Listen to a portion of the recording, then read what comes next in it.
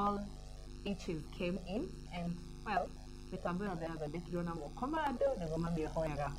anyway, karibu sana, and as I had said, we are honored to be hosting Kirimokoyo 001 on Rambo Muriithi Ndagita. And well, before we went on that short and planned commercial break, we discussed there's so many vocational training centers, but some of them are not useful since they don't have students, and also checking the number of students and the number of teachers is very, I don't know which word to best use, but it's very unproportional. Well, what is your thought on that, Muhesh? Thank you so much. As I was saying, the vocational training we have, the development activities that we have to be doing before, the way we want it was to be a school, polytechnic, and dispensary. That's where the model was happening in the past. But now this polytechnic has moved in for vocational training. But when you go to them, you find you have to or in another area you have very few students. So that is why I decided to convert the map to an understand so that you can have Mongari, which is around 2 so that we have a specialized professional training. We put on teachers, we put on infrastructure so that our young men and women have access. So my recommendation is that we should have at least one sub-county which is well equipped, which has enough teachers so that our young people can be able to have the best training. Well, now let me ask. We've talked about dispensary. How is your dispensary going on? How are the doctors? Dispensary is the lowest health care unit in health service. Okay. Sorry to cut you short, Muhesh. I'm being told your voice is a bit weak, so just a minute, we'll be back in a short.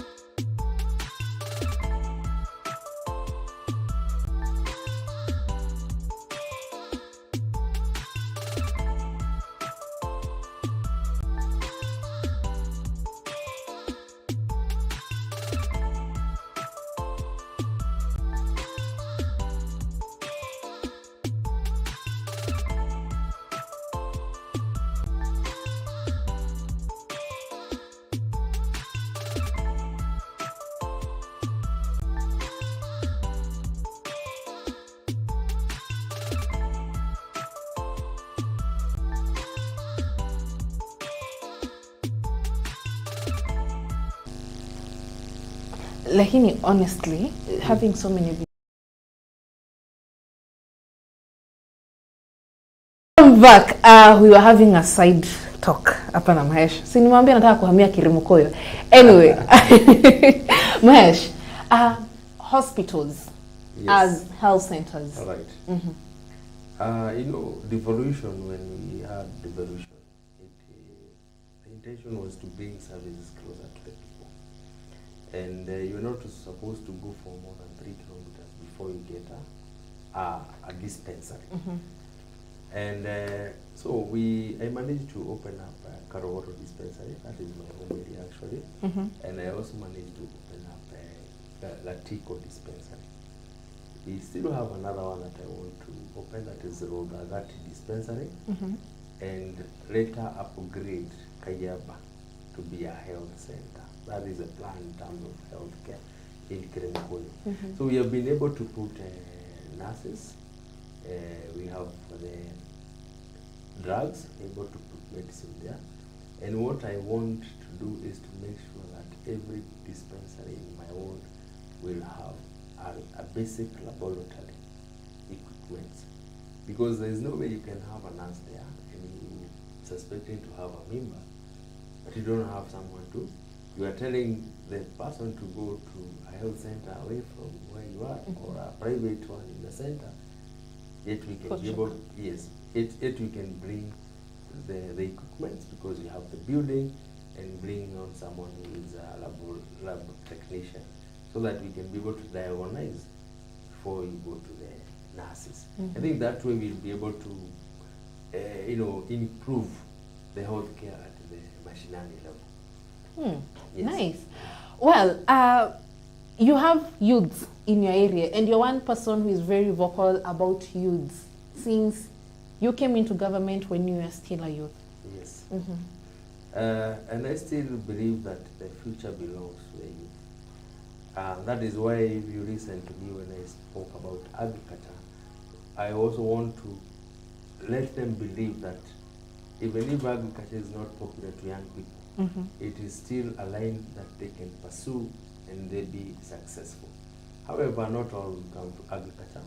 So we are trying, that is why we are saying we must equip at least one vocational training center, so that those students who are not able to go to university, to go to the National Polytechnic, they can be able to acquire skills that they can be able to use to employ, to create jobs for themselves.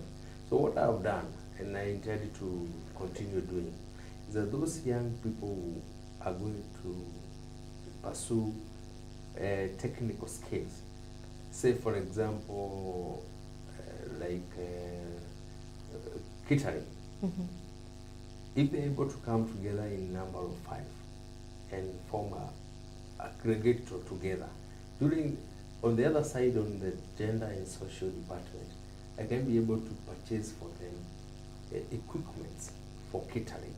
That way, they can use those skills and start offering outside catering, because they have the skills. Now what they don't have is the equipment, so they can be able to market themselves to the public and utilize that skill to earn.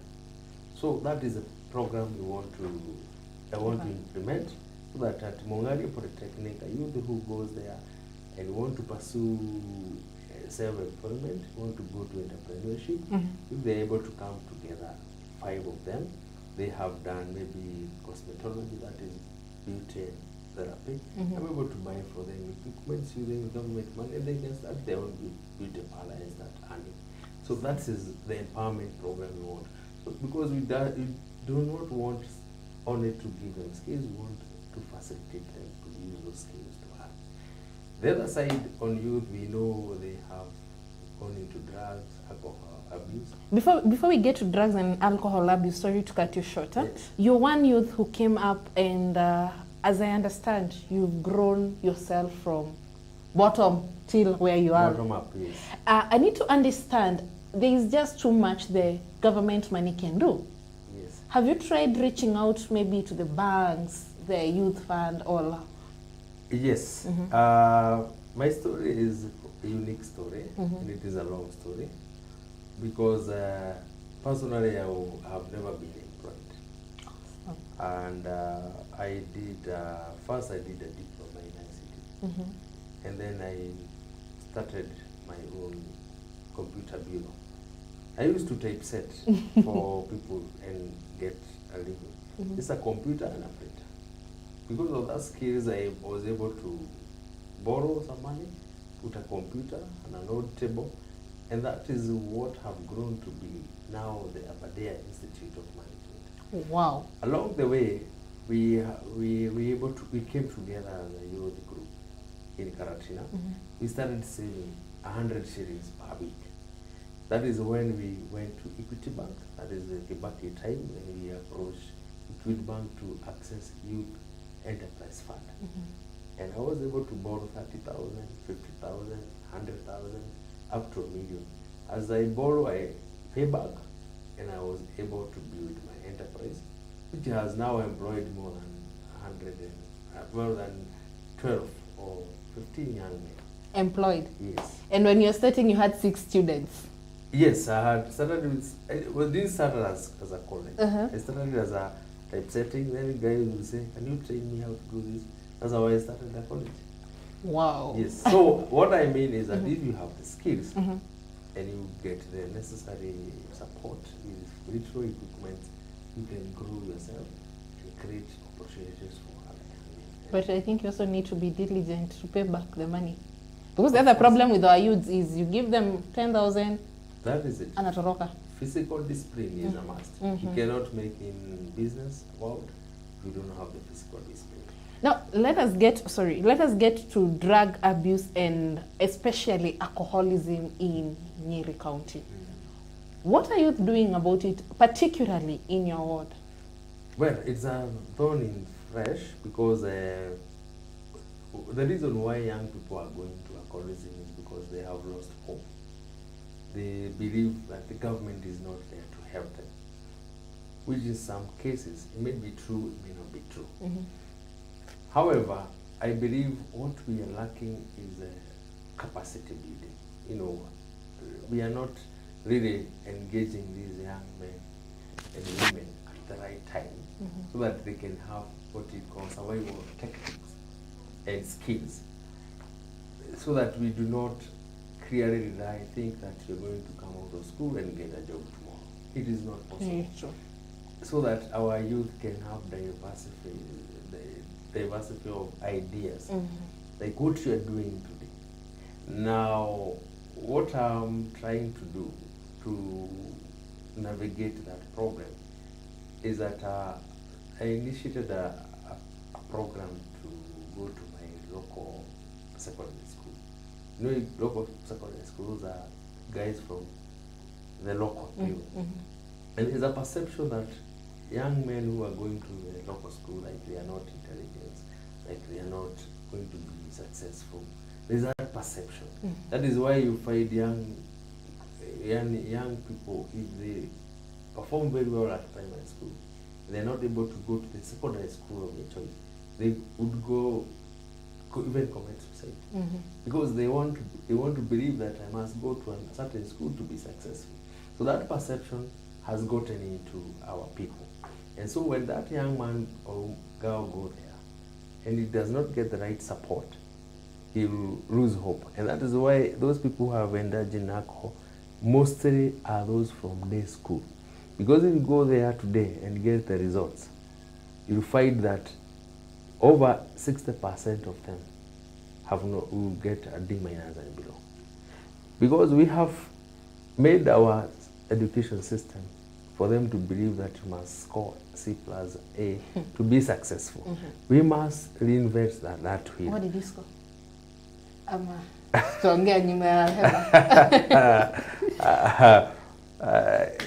an average man. I'm an average student. Yes. But that one does not limit Stop me. you from being who you are right Doesn't now. limit me. And I think sometimes I even tell them that person who believe who has a D will require the A person to manage their business. Yes, because that is how it should be. So we have not really paid attention to these people. and that is where they are going there. So I'm trying to go to high school, talking to them, encouraging them that it is not where you are that matters, but what you do. And I am happy, despite the challenges the education system is facing, that the CBC will at least eliminate that feeling that you must be academically gifted to be successful. It is not a must. You must not be academically gifted to be successful. So that you believe in yourself and don't believe in your papers. Because if you believe in yourself, you can do anything. What they need the most is basic communication skills. That is what will make you succeed. And that's what I try to tell them. Now, we are also trying to engage them in sports. Now, that's exactly my next concern. Yeah. During the campaign season, we had so many tournaments coming up, and tournaments still there. Actually, for me, I don't want to call them tournament, because tournament are, is an event, comes and goes, which has been the trend. We're trying to change that, and that's why if you go to my ward, I even started a team, which is called Madeira West Football Club, which is now almost going to divisional level. That is my initiative. Of course, we had challenges, because initially we had called it Kirimukoyo Football Club.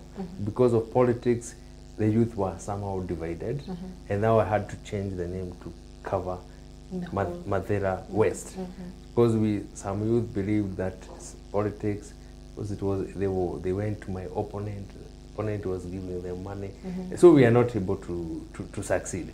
But now I'm happy because I'm back. I've already made a allocation to the budget so that we can have money to support to facilitate the team and other teams. So what I want to do is that there are those old players and there are those young upcoming, because those young upcoming are the ones we're supposed to support, so that we nurture their talent, so that we can use sports as an enterprise. So the old one, we are going to pick a few. In my budget allocation, I'll take them for training. Some will become coaches, because there are so many upcoming teams that do not have someone who can, guide them. Others will train as referees. By the way, because yes, others will train as referees. I'll allocate that money in Department of Education and Sports, so that they are trained and be awarded with certificate, so that when the teams are playing, the teams will pay them, so they will earn a living. We're also trying to see how we can accommodate their facilitation, maybe transport. That's why we bought a bus. That was my idea, to buy a bus that is education and sport, so that it can be able to have this mobility of teams. It was not meant to take people to burial. It was for the teams. It was supposed to support young men who want to engage in sports and education and go and benchmark and play with others and expose themselves. Because you cannot continue playing at Kayaba. How will you be visible? We wanted them to go to Mombasa, play the team in Mombasa. There are scouts there who notice this is a talent. Then we pick them, go play in that. And I want to say, that team that I created, there's so many young people who have gone to play for other teams, and they are getting something from there as a part-time job. So I intend to continue with that, and I have already made a budgetary provision in my ward that I want to fully implement, so that we don't just take sports as an event, we take it as a development program, so that we can have even under 14 coming up and filling the gap, and so that we can have the future. And we also eliminate them from idleness, so that we will make them go to Mira, to Bangi. I think those are the programs I intend to have. That one will also sort insecurity. Correct. Wow. As we wind up, I think we should have more time with you. I've really loved the ideas. But as we wind up, we were recently allocated 13.5 M for the budget. Which is still very low. I believe so. Okay, but that is what we have for now. Yes. What is the breakdown, and how have you decided on which projects to run for your ward? That is something that is giving every MC a headache, because I have always complained that we have always allocated our finances too thinly, that we do not have the impact. And so personally, I will possibly have them in maybe maximum of 4 departments. One, I will have to look for how I can expand water. I will have to see how I can further support my coffee farmer and dairy farmer and all that. And the other one, I will have to make sure I support our young people. Those are the departments that I want to first work with, so that the next year, God willing, if we have the same allocation or more, I can be able to focus my shift to something else. Someone told me you're the first MCA who has not concentrated on Maram. That was not my main focus.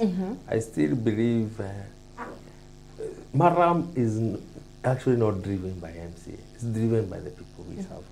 Because when people cannot move from one place to another, they are on you every time, especially when it rains.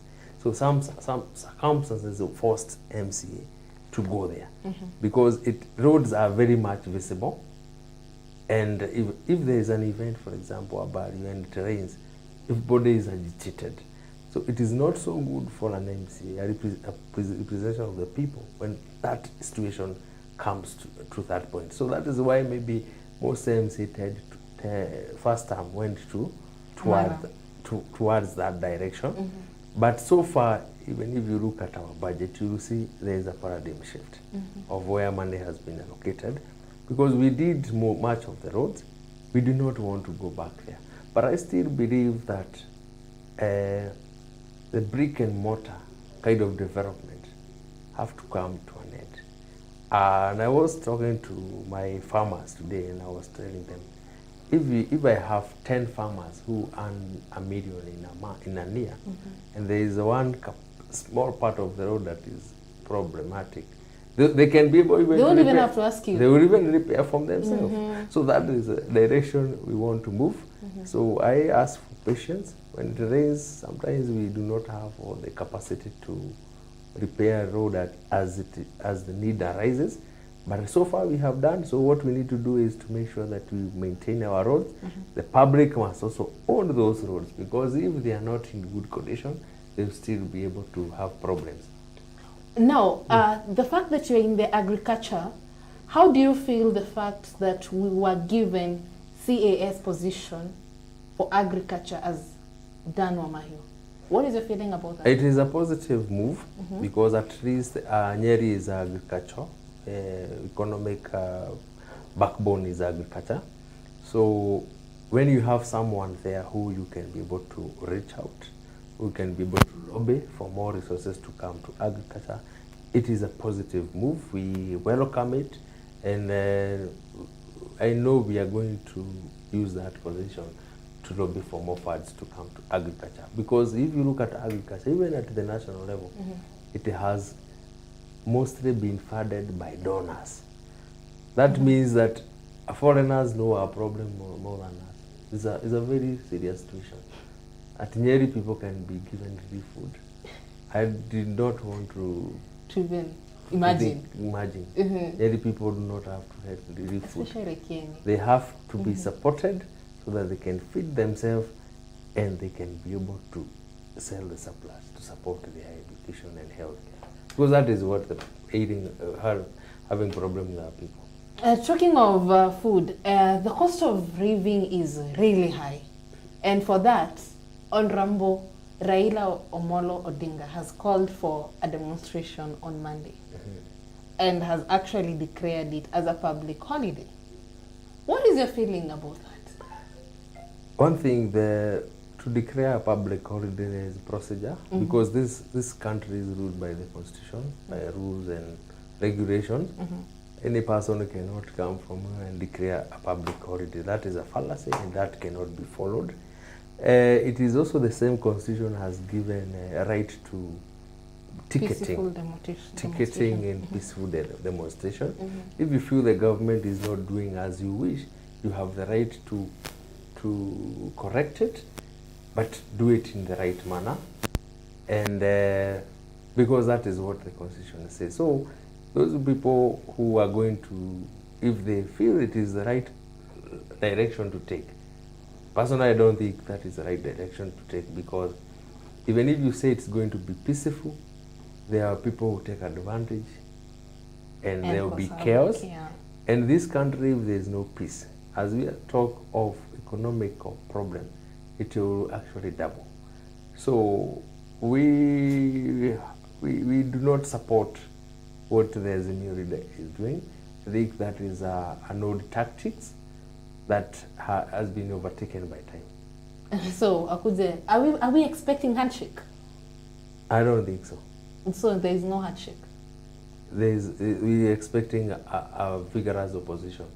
But we've noted that the Secretary General, UDA, seems to be overworking to bring other teams, other parties to UDA, to join UDA. Yet, it's also on record as UDA personnel call for a very, very vigorous opposition. How is that supposed to be when last you're weakening the opposition on the other hand? I think what they're doing is the right direction. That is what should be happening, because this country requires cohesion and persuasion for us to move forward. And once you are elected as a president of the Republic of Kenya, you are not a president of UDA, you are not a president of Independent, you are not president of Azimio, you are president of the people of Kenya. So whichever position or whichever party someone comes from, the government have to work with all these people so that everybody feels that is represented in the government. So whatever the SG UDA is doing, that is the way to go, so that we can curb this menace of thinking that you have to protest, you have to cause chaos so that something can happen. But we also have on record some of the UDA leaders calling for a handshake. Say the governor of Nairobi. He's on record saying for the government, for the county to run, the president and the opposition leader must have an agreement. I don't think we have to say that they have to have a handshake for the country to work. What we need to be done is that they have to correct the government if they feel is not doing the right. The government must communicate to the people. These are the steps that we are taking to curb the position it is, because even if Raila was the president, we still be having problems economically. And economical issues, you cannot address them in a month. Remember, this government has been there for only 6 months, and for you to transform the living standard, you have to do a lot of what we call permanent solution. We do not want to go to what we call medium term or short term solution, because this thing will get up with us at some point. Okay. So, and there must be some bit of sacrifices for you to be able to to succeed. Well, it's a pity my director is telling me our time is up. So thank you so much for making time for us. Thank you. Your final words to the Kirimukoyo people, and maybe to your family or someone. Final remarks. Thank you so much. I want to thank the people of Kirimukoyo for giving me another chance to serve them. We have taken the last 6 months to put up a plan for the next 5 years, and I believe they are going to see results. We have already started implementing, and March is coming. I want to urge them to be patient with us, because we must transform the economy of Kirimukoyo, and we must make sure that our kids are in school, we have the best health care, and we have peaceful people in our area. To my family, to my wife, Jane Merimo, and my 2 daughters, I love you so much. Sitambiwa I love you in so long. Anyway, final question that I've been told to ask you. Yes. After the 5 years, Yes. what's next for you? Are you running for MCA? What all have you said? I've served Kirimukoyo, now I can retire in peace. I think it's too early to say. Yeah, I think I want to give myself time so that my focus is to serve the people of Kirimukoyo now. Who knows? God have a plan for us. But you're not going anywhere yet. But we are here. Okay. Yeah. Well, he's 2 times now. We await to see what's next for him. It was an honor hosting Kirimukoyo 001 Honorable Muriithi Ndagita, a man of few words, a man soft-spoken, yet his wisdom oozes from whichever word he outs. Well, it was a pleasure having you, our viewers. Remember, this was the Hot Seat with me, Wangari Muthui. Special gratitude to GTN TV, that vision for being with us, Faithwa Technologies, and most of all, Mrs. Ndagita. Thank you for making time for us and being with us. Peace and out.